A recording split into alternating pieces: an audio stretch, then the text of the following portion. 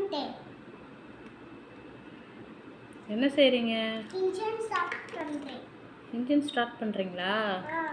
Okay okay.